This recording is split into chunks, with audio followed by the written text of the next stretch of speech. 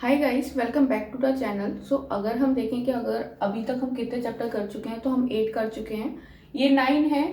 ठीक है, अब इसका क्या नाम है? अगर हम देखें तो ये वाला चैप्टर है आपका व्यापारी, राजा और तीर्थयात्री। यानी कि अभी तो हम जो अगर हमने पिछला चैप्टर देखा था उसमें क्या था कि गांव का विकास कैसे हुआ है बेसिकली, और कैसे समृद्ध जो शहर हैं वो कैसे बने हैं। अब क्योंकि किसी शहर का विकास होता है तो उसमें सबसे बड़ा रोल जो होता है वो व्यापार का होता है। ठीक है, अब वो व्यापार के लिए जो कच्चा माल होता है वो कहीं ना कहीं हमें गांव से ही मिलता है। तो अब बात ये आती है कि जो व्यापार कर रहे थे वो व्यापारी एक्चुअली किस रूट से हो रहा था और क्या क्या चीजें जा रही थी, क्योंकि ऐसे तो नहीं होगा ना कुछ तो रूट होगा और कोई ना कोई सामान तो जा रहा होगा।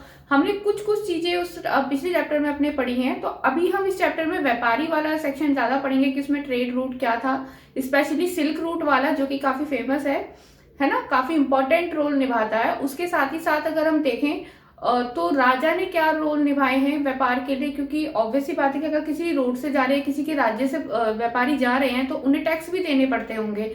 और क्योंकि लुटेरे भी होते हैं तो उनसे सुरक्षा भी देता होगा राजा, तो वो किस तरीके से एक सिस्टम था वो देखेंगे। उसके साथ ही साथ अगर हम देखें तो तीर्थयात्री भी आए हैं जिन्होंने काफी सारी चीजों के बारे में लिखा है।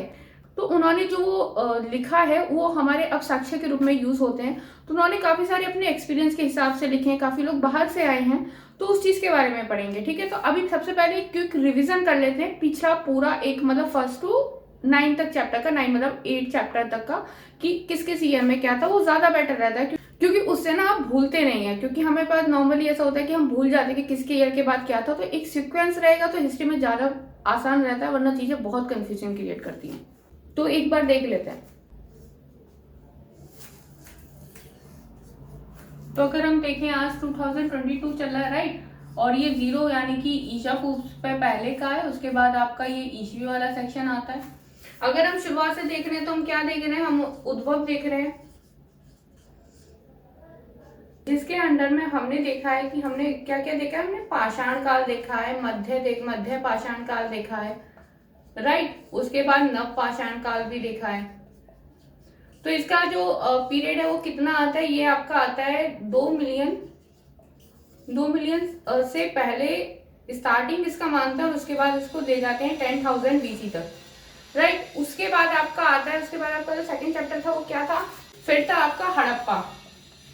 तो हड़प्पा का क्या है, 2700 BC यानी कि 2700 BC से लेके 1900 ईसा पूर्व के बीच में, राइट। ये हो गया। अब इसके बाद आपकी आइए वैदिक सभ्यता, वैदिक काल, यानी कि अगर हम वैदिक काल की बात करें तो ये हमें कब से मिलता है, ये हमको मिलता है 1500 ईसा पूर्व से। इससे हमें ये मिलेगा 1000 ईसा पूर्व तक, जिसमें कि आपका ये 1000 वाला जो पीरियड आता है ये आपका आता है उत्तर वैदिक काल वाला। ठीक है, उसके बाद आपका आता है महाजनपद वाला पीरियड।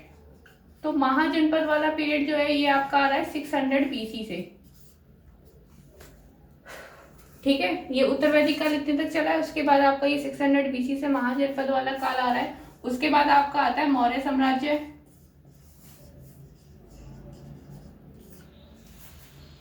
ये मौर्य साम्राज्य का जो पीरियड हमने देखा है ये लगभग हमें देखने को मिलता है 325 से 185 ईसा पूर्व के बीच में मानते हैं। इसके बीच में एक और आया था यहाँ पे सेक्शन, नए विचार, जिसमें बौद्ध धर्म और जैन धर्म का उदय हो रहा है। ठीक है, ये वाला पीरियड था। अब मौर्य साम्राज्य के बाद कौन सा आता है आपका, उसके बाद आता है आपका मौर्योत्तर काल।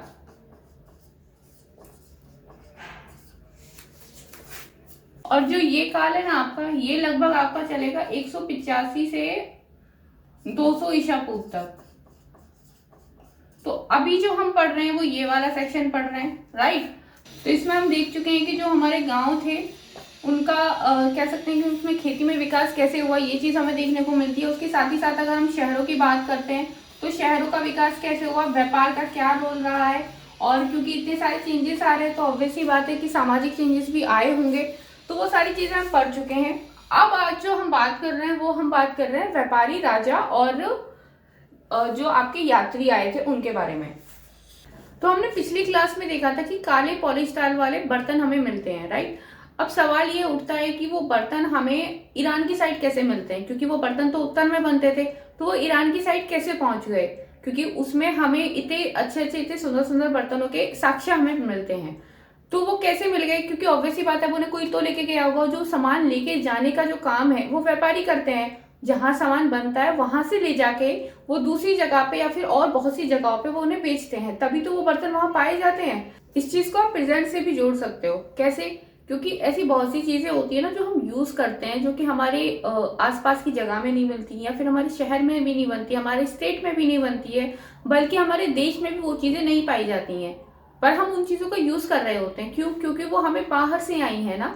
तो वो जो बाहर से कौन लेकर आया, ऑब्वियसली बात है कि ट्रेडिंग हुई है, व्यापारी उस टाइम पे लोग प्रॉपर एक व्यापार वाला पोर्शन होता था, आज भी है, बहुत से लोग ट्रेडिंग का काम करते हैं ना, तभी तो वो चीजें आती है हमारे पास और हम उन्हें खरीदते हैं। अब आप इमेजिन करो कि सडनली कुछ ऐसा हो जाए कि सब कुछ खत्म हो जाए।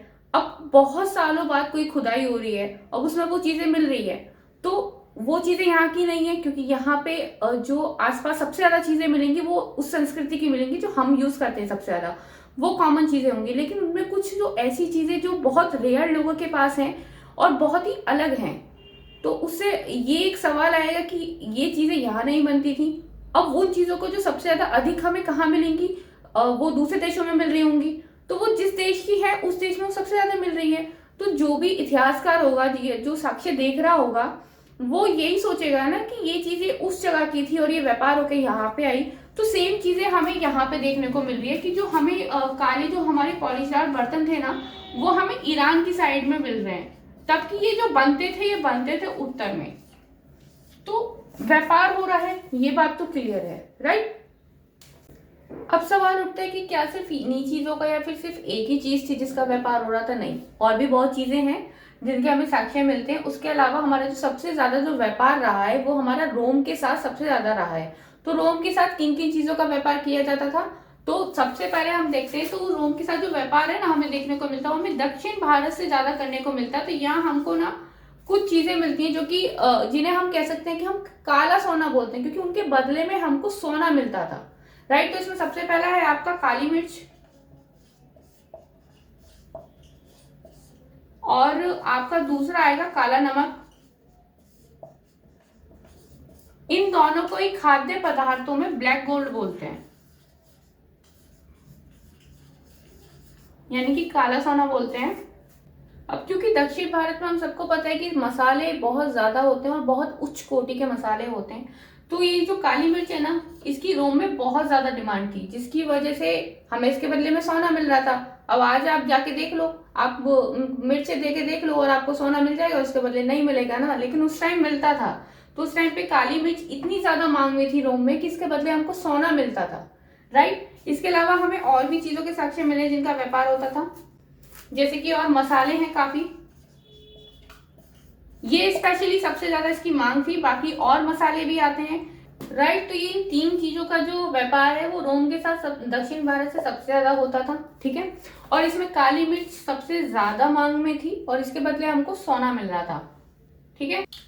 तो अगर हम देखते हैं कि व्यापार किस किस चीज का हो रहा है इन शॉर्ट में, तो क्या हो रहा है, ये जो काले पॉलिशदार बर्तन थे जो कि हमारे उत्तर भारत में बन रहे थे, इनका व्यापार हो रहा है, यानी कि जो काले पॉलिशदार बर्तन है। प्लस दक्षिण भारत से अगर हम देखते हैं तो काली मिर्च, काला नमक और मसाले, ये चार चीजें थी मुख्य जिनका व्यापार सबसे ज्यादा होता था। और हमारा जो ये व्यापार था होता था रोम के साथ था, ठीक है। अब इसके बदले में हमें जो कॉइन्स मिलते थे, तो उन कॉइन्स के साक्ष्य हमें भारत से मिलते हैं, राइट। तो वो हमें यहाँ पे मिल रहे हैं, जिससे हमें ये पता चल रहा है कि हमने रोम से व्यापार किया या फिर और देशों से व्यापार किया है।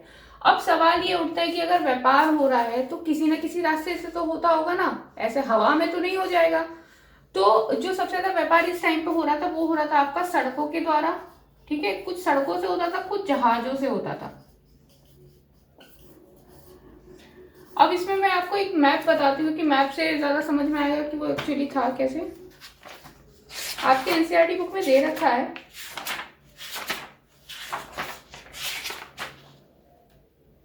अगर आप पेज नंबर 84 देखते हैं ना ये वाला, तो यहाँ पे आपका ये मैप दिया हुआ है। इस मैप की क्लिप मैं अभी बीच में ऐड कर दूंगी, ठीक है, वहां से देख लेना।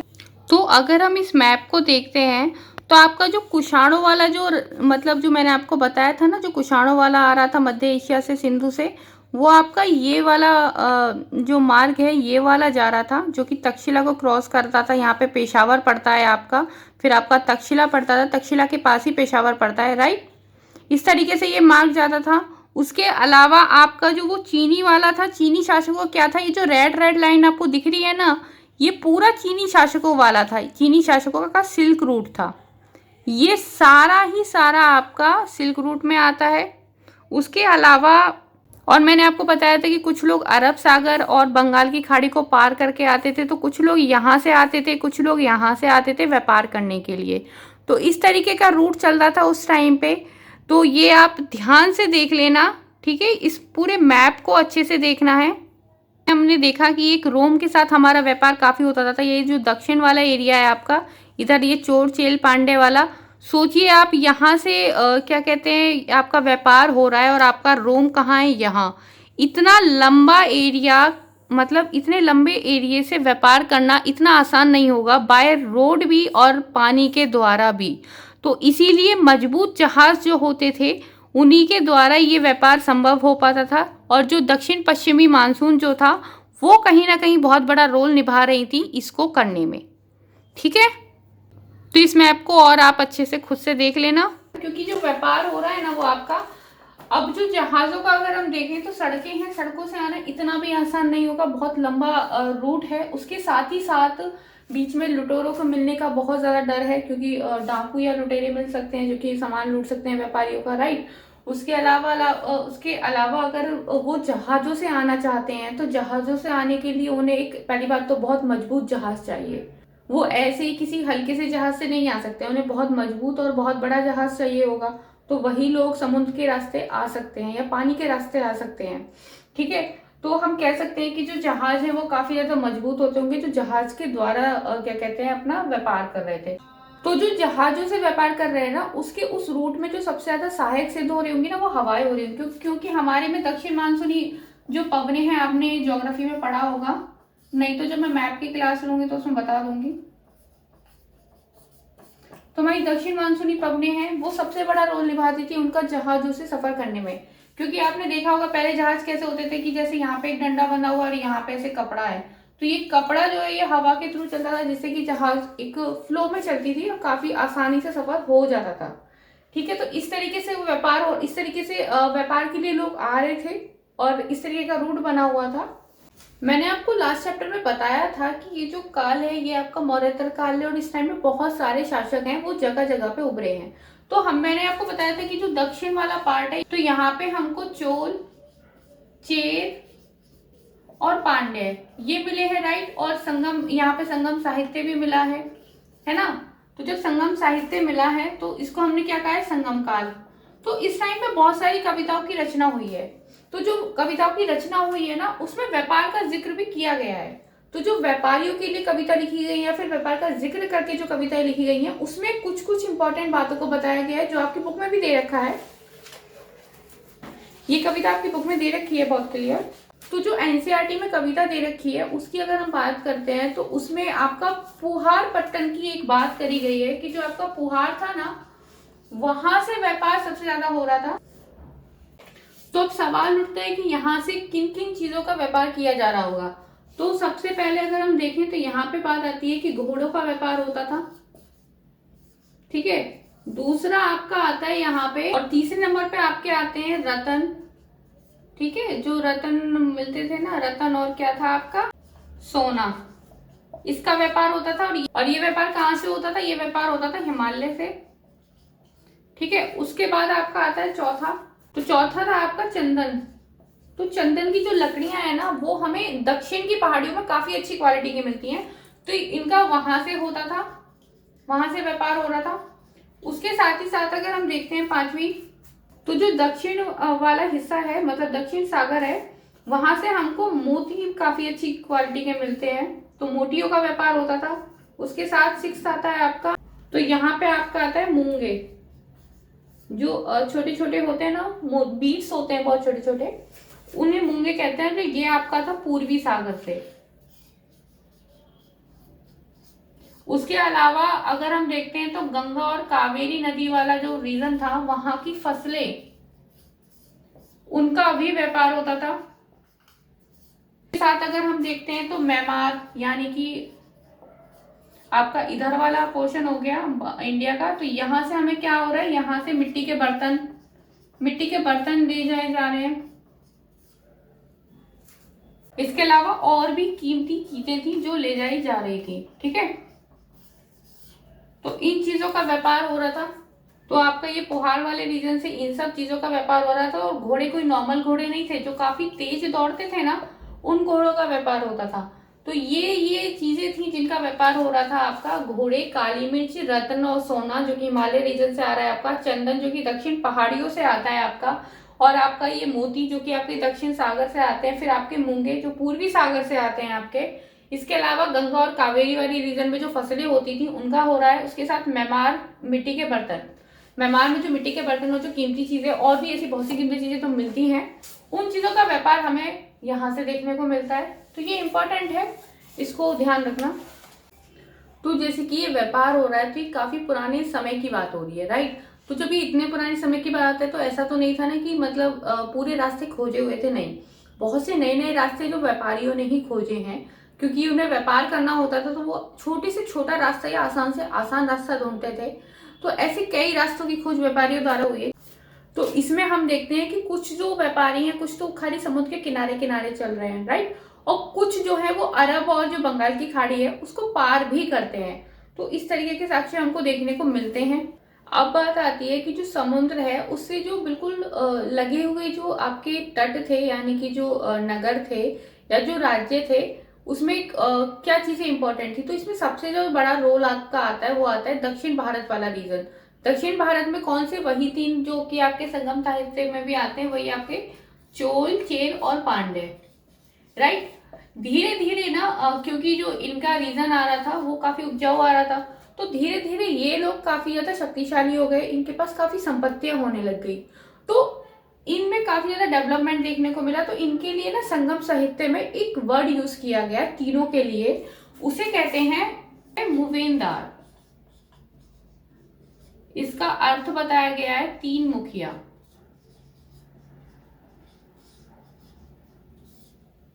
तो दक्षिण भारत वाले रीजन में नीचे वाला जो रीजन आता है आपका, उधर ये तीनों बहुत ज्यादा इंपॉर्टेंट थे, जो बहुत ज्यादा इंपॉर्टेंट रोल निभा रहे थे। इनके अपने कुछ केंद्र होंगे, तो इनके ना अपने अपने दो दो सत्ता केंद्र थे, यानी कि टोटल 6 हो गए। तो उन 6 में से 2 बहुत ज्यादा महत्वपूर्ण हैं, जिसमें अगर हम देखते हैं तो चोल का मैंने अभी आपको बताया ही था, पट्टन वाला, पट्टन पुहार, राइट। हमने अभी पीछे पढ़ा वहां से कितना ज्यादा व्यापार हो रहा था, तो वो बहुत ज्यादा इंपॉर्टेंट थे। पांडे का, तो पांडे का है आपका मदुरै, ये वाला जो केंद्र था ये बहुत इंपॉर्टेंट था, मदुरै पांडे का। चेर का और आता है एक आपका, चेर का है आपका मुजिरिश। ये आपकी बुक में नहीं दिया हुआ है, मैं आपको बस बता रही हूं। ये आपका पत्तन पुहार जो है, इसको कावेरी पट्टनम भी कहते हैं।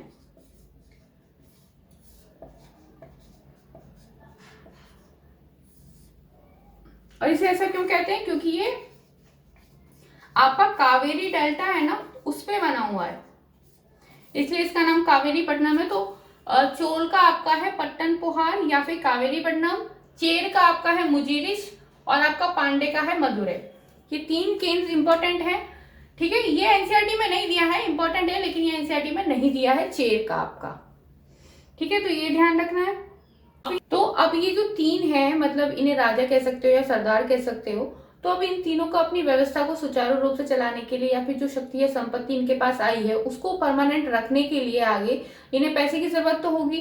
तो हर सिस्टम में हमने क्या देखा है कि राजाओं ने अपनी प्रजा पे कर लगाया है और उससे उनके वो सारा सिस्टम बना रहा है। लेकिन इनके में ऐसा नहीं था, ये कर नहीं लेते थे, ये लेते थे उपहार।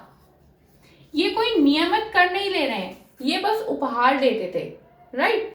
तो इन उपहारों की मांग करते थे, तो इन उपहारों को लेने के लिए बहुत बार ये सैनिक अभियान भी करते थे। ऐसा नहीं है कि वो अपनी जगह पे बैठे हैं और बस वेट कर रहे हैं कि हाँ आएगा कोई और हमें उपहार देगा, ऐसा बिल्कुल नहीं था। तो ये बहुत बार सैनिक अभियान भी करते थे। तो जिन जिन जगहों से, जिन जिन राज्यों से ये निकलते थे, वहां से ये शुल्क लेते थे। अब उस शुल्क को ये सारा अपने पास नहीं रख रहे हैं, ठीक है। उस शुल्क को बहुत सा हिस्सा ये अपने नाते रिश्तेदारों में बांट रहे हैं, ठीक है। अब उसमें से अब हर कोई सेम तो नहीं देगा ना गिफ्ट, बहुत कोई कुछ लोग बहुत अच्छा गिफ्ट देते हैं, है ना। तो कुछ लोग बहुत महंगे महंगे उपहार इन्हें देते थे। तो जो इन्हें कीमती उपहार मिल रहे थे उसमें आपको इनके देखने को मिलते हैं कि इन्हें घोड़े मिलते थे, सोने चांदी या जवाहरात, यही होता है ना। तो उस टाइम पे क्योंकि संगम एज है, तो संगम एज है तो लिटरेचर लिखी जा रही है ना, तो जो कविताएं लिखी गई है ना, उन कविताओं में बहुत से कवियों ने उन मुखियाओं की प्रशंसा की है जिन्होंने इतने महंगे गिफ्ट दिए हैं। आपको कोई बहुत अच्छा गिफ्ट दे, आपका कोई बर्थडे पार्टी हो उसमें कोई बहुत अच्छा गिफ्ट दे, तो आप तो खुशी के मारे ऐसे उसकी कितनी तारीफ करेंगे, राइट। तो उस तरीके से यहाँ पे हो रहा था कि जो सबसे ज्यादा कीमती गिफ्ट देता था या कीमती उपहार देता था, उनके ऊपर उनके ऊपर कवियों ने कविताएं लिखी और उनकी प्रशंसा की है। इसके बाद ही मतलब इस वाले एरिया के बाद ही अगर हम देखते हैं तो लगभग 200 वर्षों बाद हम देखते हैं, मैंने आपको बताया था कि सातवाहन वाला जो था, सातवाहन भी उदय हुआ था, राइट। तो जो सातवाहन था उसके बारे में हमें कुछ साक्ष्य मिलते हैं, कुछ अभिलेख मिलते हैं जिसमें हमें कुछ ऐसी चीजें पता लगती हैं जो डिफरेंट है। तो जो सातवाहन है उसमें आपको पता होगा कि जो सबसे कह सकते हैं कि जो सबसे प्रभावशाली राजा था वो गौतमी का पुत्र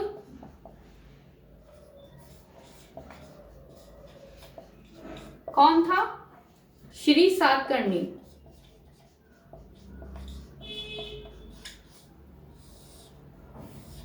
ये था, राइट।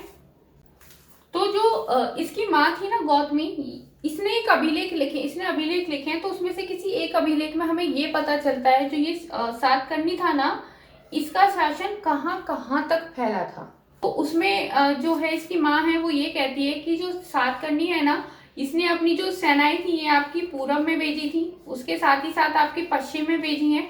मतलब दक्षिण तटों से ये सेनाएं आपकी ऊपर पश्चिम और पूरब दोनों दिशाओं में गई हैं। तो उसका ये कहना था कि ये जो आपके सातकर्णी थे, या फिर कह सकते हैं कि सातवाहन जो शासक हैं, ये दक्षिण पथ के पूरे स्वामी हैं। वो इसलिए क्योंकि उन्होंने अपनी सेनाएं पश्चिम साइड भी भेजी हैं और पूरब साइड भी भेजी हैं, जो कि पहले किसी दक्षिणी कह सकते हैं कि राजा ने नहीं किया। तो उसके अभिलेख से हमें ये पता लगता है कि इसकी सेनाएं दक्षिणी तट से पूरब और पश्चिम तटों तक गई हैं, राइट। तो अब जो है, अब आपका नेक्स्ट क्या है? नेक्स्ट है आपका रेशम मार्ग, राइट।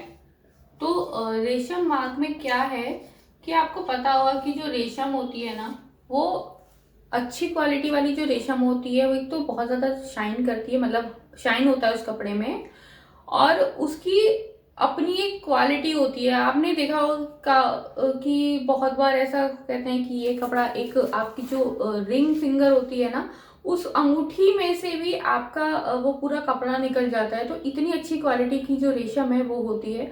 अब वो रेशम बनता कैसे है? तो रेशम कैसे बनता है कि जो रेशम का कीड़ा होता है, पहले उससे कच्चा रेशम लेते हैं, फिर उसका धागा बनाते हैं, देन उससे कपड़ा भुना जाता है। तो जो ये उच्च क्वालिटी वाला रेशम था ये हर जगह नहीं मिलता, और जो मिलता है ये बहुत ज्यादा कीमती मिलता है।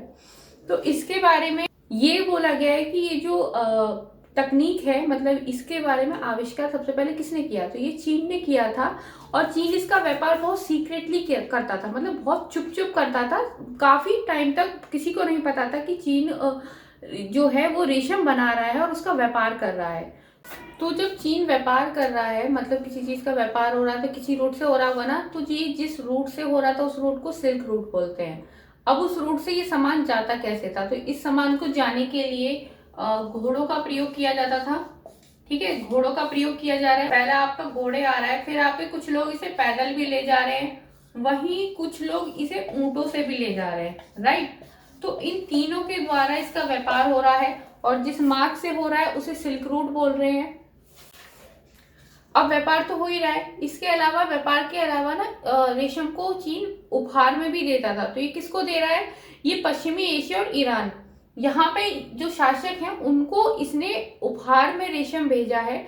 यहीं से ये बात पूरे वर्ल्ड में फैली है कि रेशम का जो व्यापार है वो चीन कर रहा है, और उसने तकनीक का आविष्कार कर लिया है। उसके बाद ये सारी चीजें काफी बड़े स्तर पे फैलने लगी, और उसके बाद रेशम का जो व्यापार है थोड़ा और बढ़ गया। तो हम कह सकते हैं कि जो शाही लोग हैं या फिर जो काफी अमीर हैं, उन लोगों के जो एक फैशन बन गया था कि वो रेशमी कपड़े ही पहनते थे, क्योंकि इसकी कीमत काफी ज्यादा हाई होती थी, तो कोई एक आम इंसान इसको अफोर्ड नहीं कर सकता था। अब व्यापार जिस मार्ग से हो रहा है, राइट, अब वहां पे क्या क्या पड़ रहा है आपका, बीच में पहाड़ी पड़ रहे हैं, है ना, और रेगिस्तान पड़ रहे हैं, ठीक है। तभी तो यहाँ पे ऊंटों का प्रयोग भी हो रहा है ना, तो ऑब्वियस सी बात है कि रेगिस्तान भी बीच में पड़ रहे हैं। तो ये जो दो जगहों से अगर जाता था, तो वहां पे जो लोग रहते थे वो लोग उससे कर भी वसूलते थे, वहां से उस सामान को ले जाने का, ठीक है, सुरक्षित ले जाने का उन्हें वो कर देना पड़ता था व्यापार के दौरान। और क्योंकि व्यापारियों को कर देना पड़ रहा है इन रास्तों से ले जाने के लिए, तो जो कुछ शासक थे ना, जो बड़े बड़े शासक थे, वो इन रूटों पे या फिर कह सकते हैं सिल्क मार्ग पे ना अपना आधिपत्य जमाना चाह रहे थे। वो चाह रहे थे कि यहाँ पे वो उनका अधिकार क्षेत्र में हो जाए, ताकि जो यहाँ पे जो उनको व्यापारियों से कर या फिर उपहार मिलते, इस पे उनका राइट हो, ठीक है, क्योंकि इससे उनकी अपनी एक अर्थव्यवस्था में काफी ज्यादा इंप्रूवमेंट आएगा, उनके पास पैसे ज्यादा बढ़ेंगे। तो इसमें जो आपका सबसे ज्यादा जो आधिपत्य करा ना, वो आपके कुषाण है। उन्होंने एक बहुत बड़े एरिया पे जो सिल्क रूट का था वहां पे अपना अधिकार जमाया। उसके साथ उसके बदले में ये लोग क्या लेते थे, कर लेते थे। उसके बदले में क्या हो रहा है कि उसके बदले में ये व्यापारियों को सुरक्षा प्रदान कर रहे हैं, ठीक है। ऐसा ही तो होता है, आप आज भी टैक्स देते हैं ना, तो आपको सेफ्टी तभी तो मिलती है गवर्नमेंट की तरफ से। आप इनडायरेक्टली डायरेक्टली बहुत बार टैक्सेस देते हैं, तो तभी आपको और चीजें मिलती हैं। तो इस तरीके से जो व्यवस्था है वो उस टाइम पे हो रही है। तो आपके जब इन कुषाणों ने आधिपत्य करा है, तो उसके बाद एक और रूट निकला है। पहले सिर्फ एक रूट था जो चीन डायरेक्टली देता था, इसके अलावा इसने अपना एक रूट बनाया जो कि आपका जाता था मध्य एशिया, जो है ना आपका मध्य एशिया से आपका ये सिंधु नदी के मुहाने पे जाता था, यानी कि आपका ये सिंधु नदी आ गया। तो इस तरीके से रूट जा रहा है। तो ये एक रूट इस तरीके से जा रहा था। और अगर हम कुषाणों की बात करते हैं कि इनका पहले इतिहास क्या रहा है या फिर इनके पहले अधिकार क्षेत्र क्या थे, तो इसमें आपको पता होगा कि एक मथुरा, मैंने आपको लास्ट टाइम बताया था, वो बहुत बड़ा प्रमुख शक्तिशाली केंद्र था इनका। मथुरा के अलावा पेशावर, तो ये दो जो हैं ये इनके दो मुख्य शक्तिशाली केंद्र रहे हैं, ठीक है। कुषाणों ने एक और काम करा था, आपको पता होगा कि जो सोने के सिक्के हैं ना, वो सबसे पहले कुषाणों ने ही बनाए हैं। तो ये सिक्के ना अपने व्यापारियों को भी देते थे, यानी कि जो व्यापार कर रहे हैं उन व्यापारियों को देते थे और ये उनका प्रयोग करते थे। उस तरीके से इनके जो सिक्के हैं उसकी वैल्यू बढ़ रही है, ठीक है। तो इन शॉर्ट में ये है कि जो रेशम है उसका आविष्कार कहाँ हमको हो रहा है, वो हो रहा है आपका चीन में। वहां से एक मार्ग जाता है जो कि आपका इस वाले रीजन से अलग जाता था, वो बिल्कुल ऐसे मरुस्थल से होता हुआ सीधा जाता था आपका पश्चिम एशिया की साइड। अब उसके बाद क्या हो रहा है कि यहाँ पे जो चीन है वो व्यापार किसके थ्रू कर रहा है, घोड़े और पैदल और ये ऊंटों के थ्रू, ठीक है। अब क्योंकि पहाड़ी और रेगिस्तानी वाला एरिया है, तो वहां पे जो लोग रह रहे हैं या फिर जो लुटेरे भी हो सकते हैं, तो उनसे सुरक्षा के लिए हमें कर या उपहार देना पड़ेगा। तो जो लोग वहां पे रहते थे उन्हें ये व्यापारी जो हैं उन्हें ये उपहार दे रहे थे, ठीक है। अब उसके बाद अब क्योंकि अब आप सोचो ना कि अगर किसी एरिया पे हमको बहुत ज्यादा कर या फिर बहुत ज्यादा उपहार मिलेगा, तो हम सोचेंगे कि हम उस पर अपना अधिकार जमा लें। तो बहुत बड़े बड़े शासक हैं जो कि उस पर अपना अधिकार जमाने की सोचते हैं, जिसमें कुषाण है जो सबसे ज्यादा उभर के आए। तो इनका अगर हम देखें कि इनके पहले मतलब इस सिल्क रूट पर अधिकार जमाने से पहले इनका कहाँ कहाँ पे अपना अधिकार क्षेत्र था, तो इनका मथुरा और पेशावर ये दो मुख्य शक्तिशाली केंद्र आते हैं। उसके अलावा इनका तक्षशिला वाला क्षेत्र भी आता है, राइट। तो ये पूरा रीजन जो था ये इनके अधिकार क्षेत्र में आ रहा था। इसके साथ इन्होंने कुषाणों ने क्या किया कि एक मध्य एशिया से सिंधु रीजन से ले जाते हुए एक सिल्क रूट को जोड़ दिया। पहले वो उधर पश्चिम एशिया से सीधा जा रहा था, उन्होंने अपना सिंधु की साइड से कर दिया, यानी कि अब दो सिल्क रूट बना दिए गए, ठीक है। अब उसके साथ इन्होंने क्या करा है कि सुरक्षा दी है। ऑब्वियसली बात है कि जब ये कर ले रहे या उपहार ले रहे तो ये सुरक्षा तो देंगे, सुरक्षा दी है। उसके साथ ही साथ इन्होंने अपने एक कॉइन है उसको निकाला है, तो और उस कॉइन को इन्होंने व्यापारियों को दिया है। तो ये पूरा एक प्रॉपर सिल्क रूट है जो इन शॉर्ट में है, इसमें थोड़ा कंफ्यूजन होता है क्योंकि थोड़ी चीजें से बहुत बार गड़बड़ा जाती हैं, नहीं समझ में आती हैं। 2-3 बार देखोगे, समझोगे, थोड़ा पढ़ोगे, और सबसे ज्यादा इम्पोर्टेंट कि मैप जो आपका पेज नंबर 84 पे दिया हुआ है उसे ध्यान से देखना है। आपको काफी सारी चीजें समझ में आ जाएंगी, उसके बाद सिल्क रूट में कभी कंफ्यूजन नहीं होगा। अब आपका नेक्स्ट देखते हैं। तो नेक्स्ट है आपका बौद्ध धर्म का विकास, या कह सकते हैं कि प्रसार, राइट। तो अभी हमने सिल्क रूट टाइम पे क्या देखा कि कुषाणों ने अपना अधिकार बढ़ाया है। तो कुषाणों में ही एक राजा थे कनिष्क, जो बौद्ध धर्म को मानते थे।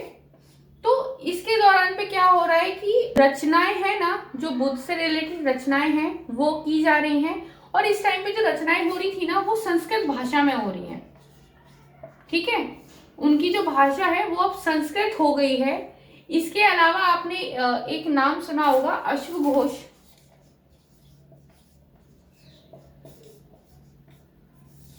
तो ये किसके रचयिता है? ये आपके आते हैं बुद्ध चरित के, यानी कि आपकी जो बुद्ध चरित यानी कि आपका आता है बुद्ध की जीवनी, मतलब इनके जीवन के बारे में जिस में दिया गया है या बायोग्राफी है उसको अश्वघोष ने लिखा है, राइट। तो ये जो अश्वघोष थे ना, ये कनिष्क के दरबार में रहते थे। तो इन्होंने क्या करा है, इन्होंने बुद्ध की जीवनी लिखी है। कनिष्क क्योंकि एक बौद्ध धर्म को समर्थन करता है, तो इसके काल में हमें एक और चीज देखने को मिलती है। तो इसने एक बौद्ध परिषद का गठन करा हुआ था, है ना, जिसमें कि क्या कहते हैं विचार विमर्श होता था, बुद्ध से रिलेटेड चीजों पे ऊपर डिस्कशन होता था एक तरीके से। तो ये जो परिषद थी ये बौद्ध धर्म से संबंधित ही थी। तो अभी तक क्या हो रहा था ना कि अभी तक हमने देखा कि जो बौद्ध धर्म है उसमें उनके विचारों को माना गया है, मतलब जो भी उनको मानता है वो उनके विचारों को माने, उनकी शिक्षाओं को माने और उन्हीं पे चले, राइट। लेकिन अब क्या है, हमें एक नई धारा देखने को मिलती है जो कि जो बुद्ध हैं, भगवान बुद्ध हैं, उनको अपना एक मूर्ति के रूप में पूजा कर रहे हैं, उन्हें मूर्ति में बदल दिया है। उनके विचारों को मानने वाले लोग अलग हो गए हैं। एक दूसरा जो वर्ग है वो निकल के आ रहा है जिसे महायान बोला जा रहा है। तो उनका मानना क्या है, तो उनका मानना ये है कि जो बुद्ध है वो भगवान है और उनकी मूर्ति बननी चाहिए, उनकी मूर्ति पूजा होनी चाहिए। तो इन्होंने मूर्तियों का निर्माण होना शुरू हो गया है बुद्ध की। तो स्टार्टिंग में मूर्तियां कैसे बनाई जा रही है, मतलब जो संकेत हैं, मतलब जिन जिन जैसे कुछ ऐसी चीजें या कुछ ऐसी वस्तुएं जो कि बुद्ध से जुड़ी हुई हैं। जैसे कि एग्जाम्पल के तौर पे आप देख सकते हैं कि पीपल का पेड़ जो था, उन्होंने वहां पे क्या किया था, तो उन्हें पीपल के पेड़ पे क्या हुआ था, निर्माण की प्राप्ति हुई थी, ठीक है। पीपल का पेड़ है वहां पे क्या इनको हुआ, निर्माण की प्राप्ति हुई है। तो इसको कैसे दिखाया गया है कि यहाँ पे कोई एक ऐसा पेड़ है और यहाँ पे उनको प्राप्ति हुई थी। तो पहले क्या था, सिर्फ लिखित में था, लेकिन अब क्या है कि उनका मूर्ति में परिवर्तन कर दिया गया है। तो इस तरीके की चीजें हैं जो हमें देखने को मिल रही हैं। तो जो हमें बुद्ध की मूर्तियां हैं वो सबसे ज्यादा हमें मथुरा में देखने को मिलती हैं, और उसके अलावा हमें तक्षशिला में भी मिलती हैं, राइट। अब आपका एक परिवर्तन तो ये आया कि उन्हें मूर्ति में बदलने लगे। अब दूसरा परिवर्तन और आ रहा है आपका। तो आपका जो दूसरा परिवर्तन क्या आ रहा है कि पहले क्या था कि जो बौद्ध धर्म को अपना रहे हैं वो लोग अपना जो अपनी बुद्ध की शिक्षाएं हैं या जो एक प्रोसेस है उसको पूरा करने के बाद एकांत में रहते हैं, राइट। लेकिन अब ऐसा नहीं हो रहा। अब इसमें चेंज आ गया है कि जो बुद्ध की शिक्षा को ग्रहण कर रहे हैं वो उसके बाद सामाजिक जीवन भी जी सकते हैं, सामाजिक तौर पे भी रह सकते हैं, या फिर कह सकते हैं कि दूसरों को शिक्षा बांटते हैं, वो एक प्रॉपर समाज में रह के। तो दूसरा परिवर्तन हमें यहाँ पे वो देखने को मिल रहा है कि जो बोधिसत्व था ना, तो जो आपका बोधिसत्व है उसमें परिवर्तन आ चुका है, राइट। तो ये जो आपका बोधिसत्व में जो दूसरा परिवर्तन आया है धीरे धीरे ना आपका कहाँ कहाँ फैला है, ये आपका फैलता है धीरे धीरे आपका मध्य एशिया में फैलता है, राइट। मध्य एशिया के साथ साथ ये जापान, चीन और कोरिया, इन 4 क्षेत्रों में ये जो परिवर्तन था कि आप बुद्ध की शिक्षा को ग्रहण करने के बाद सांस्कारिक जीवन व्यतीत कर सकते हैं, तो ये यहाँ तक फैल गया था। तो अब आपकी बात आती है बुद्ध धर्म से संबंधित कला स्थापत्य की, यानी कि कुछ ऐसी इमारतें हमें मिली होंगी ना, क्योंकि अब इतने बड़े क्षेत्र पे था ये। तो हमने पिछले चैप्टर्स में पढ़ा था, जो हमारा 6th चैप्टर था, उसमें हमने पढ़ा था कि बुद्ध को बिहार या चैत्य हुआ करते थे, तो इनके साक्ष्य हमें मिलते हैं। तो हमारा जो पश्चिम, और आप कह सकते हो कि अगर हम शॉर्ट में इंडिया का मैप अगर हम देखते हैं, ठीक है, तो अगर हम इंडिया में देखें तो हमारा ये हो गया एक दक्षिण और ये हो गया पश्चिम। तो इन दोनों जगहों पे ना हमको गुफाएं बहुत ज्यादा देखने को मिलती हैं जो हमें बुद्ध से संबंधित है। और इन गुफाओं में कौन रहते थे? जो भिक्षु होते थे ना, वो इन गुफाओं में रहते थे। इन गुफाओं में भी हमें जो सबसे ज्यादा गुफाएं मिलती है ना, वो पश्चिम दर्रों के पास मिलती हैं। जो पश्चिम दर्रे हैं ना आपके, वहां हमको मिलती हैं। अब सवाल उठता है कि ये जो आपकी गुफाएं थी, ये किस किसने बनाई होंगी? तो बहुत सी गुफाएं राजा रानियों ने बनवाई, बहुत सी गुफाएं ऐसा हुआ कि किसानों ने बनवाई हैं। किसी एक पर्टिकुलर कह नहीं सकते कि सिर्फ राजा ही बना के देता था, ऐसा नहीं है। राजा रानी भी बनाते थे, किसान भी बनाते थे और व्यापारी भी बनाते थे। ठीक है, तो ये दो हो गया आपका। इसमें आपको दो चेंजेस देखने को मिले। एक तो नया ग्रुप बना जो कि आपका महायान बना, मतलब दो ग्रुप में बट गया, हीनयान और महायान। उसके अलावा आपका बोधिसत्व वाला जो इसमें परिवर्तन आया, अब लोग शिक्षा को ग्रहण करने के बाद सामाजिक जीवन या सांस्कृतिक जीवन भी व्यतीत कर रहे हैं। और ऐसा हमें कहाँ तक देखने को मिल रहा है? मध्य एशिया, जापान, चीन और कोरिया, यहाँ तक हमको ये जो प्रथा है या फिर जो चेंजेस हैं, ये हमें यहाँ तक देखने को मिलते हैं। अगर हम बात करें कि ओवरऑल बौद्ध धर्म का जो एक प्रसार है वो एक्चुअली कहाँ तक था, तो अगर हम दक्षिण पूर्व की बात करते हैं, मतलब इस साइड की अगर हम बात करते हैं, तो हमें यहाँ पे हमको देखने को मिलता है कि हमें श्रीलंका और आपका म्यांमार, थाईलैंड,